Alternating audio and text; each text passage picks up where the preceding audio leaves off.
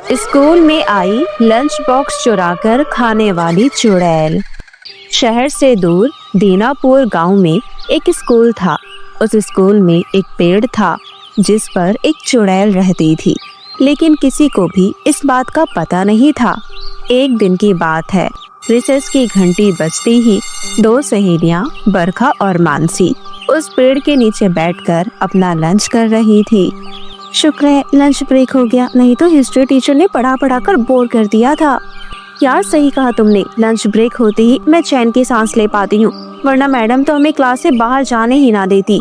कितने बोर हो जाते हैं सारा दिन पढ़ पढ़ कर। अगर स्कूल में लंच ब्रेक नहीं होता तो मैं तो कभी स्कूल ही नहीं आती पढ़ने। वैसे तुम आज लंच में क्या लाई हो? मैं तो राजमा चावल लाई हूँ, आम के अचार के साथ। क्या कहा? राजमा चावल? सुनकर ही मुंह में पानी आ गया। मुझे पता था तू एक नंबर की चटोरी है, तुम जरूर मांगोगी, इसलिए मैं ज्यादा लाई हूँ। ये लो तुम भी खाओ।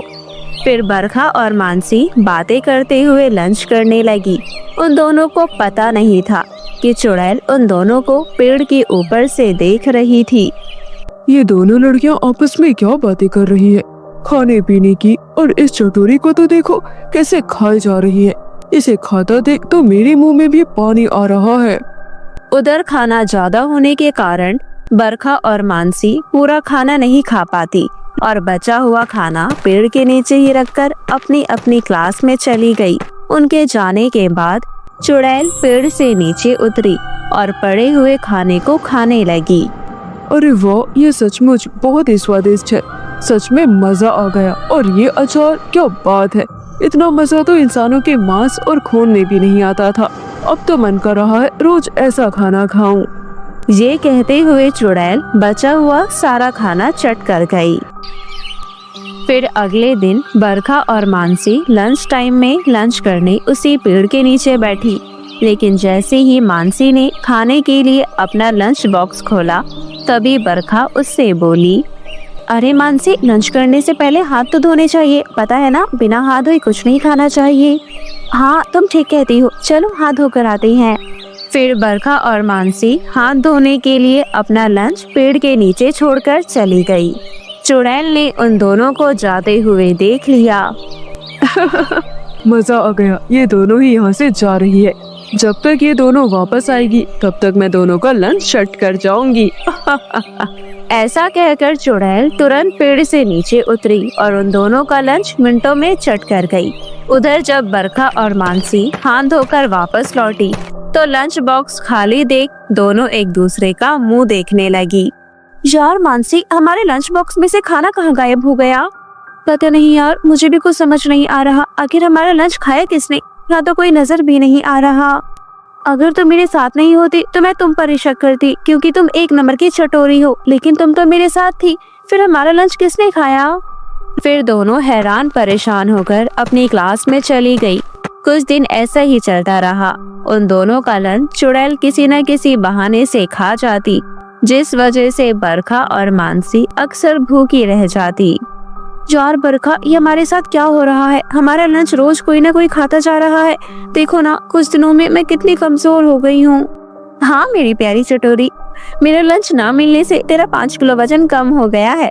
यार मजाक छोड़ो और कुछ करो, इस तरह से तो रोज हम भूखे रह जाएंगे। हमें जल्दी उस चोर का पता लगाना होगा जो हमारा हर रोज लंच चुरा कर खा जाता है। फिर दोनों मिलकर एक योजना बनाती है और अपने अपने लंच बॉक्स को पेड़ के नीचे छोड़कर छुप गई। दोनों का लंच बॉक्स देखकर चुड़ैल तुरंत पेड़ से नीचे उतरी। क्या बात है, इन दोनों के लंच बॉक्स से मुझे 2 फायदे हो गए। एक तो मेरा वजन बढ़ गया, ऊपर से मुझे भरपेट खाना मिल रहा है। ये कहते हुए चुड़ैल बारी बारी से दोनों का लंच बॉक्स खाने लगी। ये सब छिपकर देख रही बरखा और मानसी डर गई। अरे बाप रे, ये तो चुड़ैल है। अच्छा, तो इतने दिनों से ये हमारा खाना चुरा कर खा रही थी। मुझे तो यकीन ही नहीं हो रहा कि चुड़ैल हमारा लंच खा रही है। मुझे तो लगा था हमारी क्लास का कोई बच्चा हमारा लंच चुरा कर खाता होगा, पर हमारा खाना चुराने वाली तो एक चुड़ैल निकली। लेकिन मानसी, हम इस चुड़ैल से पीछा कैसे छुड़ाएंगे? जिस तरह से ये हमारे लंच बॉक्स को चाट चाट कर खा रही है, मुझे नहीं लगता ये हमारा पीछा छोड़ेगी। जब चुड़ैल मानसी का लंच बॉक्स खाने लगी तब मानसी को बहुत गुस्सा आया। वो तुरंत गुस्से में चुड़ैल के पास गई और बोली, रुक जा चुड़ैल, मेरा लंच बॉक्स मुझे वापस दे और आगे से मेरा लंच नहीं खाना, नहीं तो। मानसी की बात सुनकर चुड़ैल गुस्से से लाल हो गई और वो मानसी को गर्दन से पकड़कर उठाते हुए बोली, नहीं तो क्या कर लोगी? शुक्र करो मैंने तुम्हारा लंच खाया है, नहीं तो अब तक तुम्हारी लाश पड़ी होती यहीं, भुक्कड़ कहीं की। अपनी सहेली मानसी को मुसीबत में देख बरखा दौड़ते हुए चुड़ैल के पास आई और बोली, चुड़ैल जी माफ कर दो इसे, इसमें दिमाग नहीं है, इसे चुड़ैलों से बात करने की तमीज नहीं है, हम आपकी सारी बात मानेंगे, आप बस मानसी को छोड़ दो प्लीज चुड़ैल जी। तुम समझदार लगती हो लड़की। सुन चटोरी, आज तेरी सहेली ने तुझे बचा लिया। ये कहते हुए चुड़ैल ने मानसी का गर्दन छोड़ दिया। मेरी गर्दन टूटने से बच गई बरखा, आज अगर तुम नहीं होती तो ये चुड़ैल मुझे कच्चा ही चबा जाती। अब तुम दोनों मेरी बात कान खोल कर सुनो, मुझे तुम दोनों का लंच बहुत पसंद है और अगर तुम दोनों अपनी जान बचाना चाहते हो तो रोज मुझे अपना लंच ला कर दोगी। लेकिन चुड़ैल जी हमारे पास तो एक ही लंच बॉक्स है, अगर वो आप खा लोगी तो हम क्या खाएंगे? मेरे पास इसका उपाय है। ऐसा कहकर चुड़ैल ने बरखा और मानसी को अलग से एक एक लंच बॉक्स थमा दिया। ये लो लंच बॉक्स और अब से ये रोज इसी पेड़ के नीचे लाकर रख देना, मैं आऊंगी और अपना लंच बॉक्स खाकर चली जाऊंगी। फिर दोनों चुड़ैल का लंच बॉक्स लेकर अपने अपने घर चली गई। उस दिन के बाद से बरखा और मानसी दोनों चुड़ैल के लंच बॉक्स में खाना लेकर आती और पेड़ के नीचे रख देती। चुड़ैल पेड़ से नीचे उतरकर दोनों का लाया हुआ लंच बॉक्स खूब मजे से खाती और खाली लंच बॉक्स वहीं छोड़कर चली जाती। कई दिन तक ऐसा ही चलता रहा। फिर एक दिन मानसी बरखा से बोली, यार बरखा ऐसे कब तक चलता रहेगा, मुझे बहुत गुस्सा आ रहा है, हम चुड़ैल से पीछा कैसे छुड़ाए, नहीं तो घर का राशन जल्दी खत्म हो जाएगा। पता है कल माँ मुझसे कह रही थी कि तुम रोज रोज दो लंच बॉक्स लेकर क्यों जाती हो। मैंने माँ से झूठ कहा कि तुम्हारी माँ की तबीयत ठीक नहीं है, इसलिए एक लंच बॉक्स मैं तुम्हारे लिए लेकर आती हूँ।